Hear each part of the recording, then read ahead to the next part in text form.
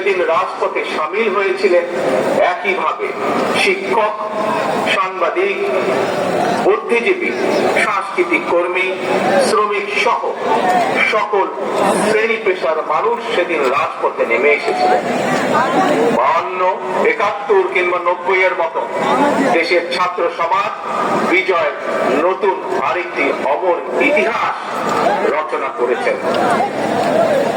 ছাত্র জনতা ঐক্যবদ্ধ বিপ্লবের মধ্য দিয়ে 2024 সালের 5ই আগস্ট বাংলাদেশ দেখেছে আরেকটি বিজয়।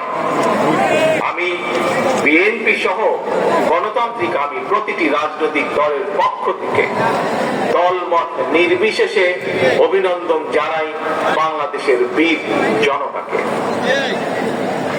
প্রিয় দেশবাসী, হাজারো শহীদের রক্তের বিনিময়ে অর্জিত স্বাধীনতার গৌরবকে কালেমা মুক্ত করার ষড়যন্ত্র এরই ভিতরে আবার শুরু হয়ে গিয়েছে।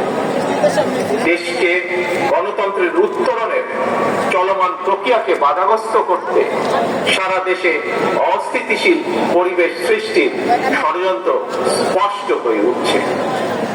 প্রশাসনের প্রতি আহ্বান, শক্ত হাতে আইন শৃঙ্খলা নিয়ন্ত্রণ করুন, প্রতিটি মানুষের নিরাপত্তা নিশ্চিত করুন।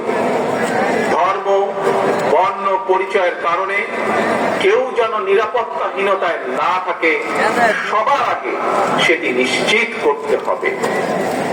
দেশের বর্তমান পরিস্থিতিতে বিএনপি সহ বাংলাদেশের গণতন্ত্রের পক্ষে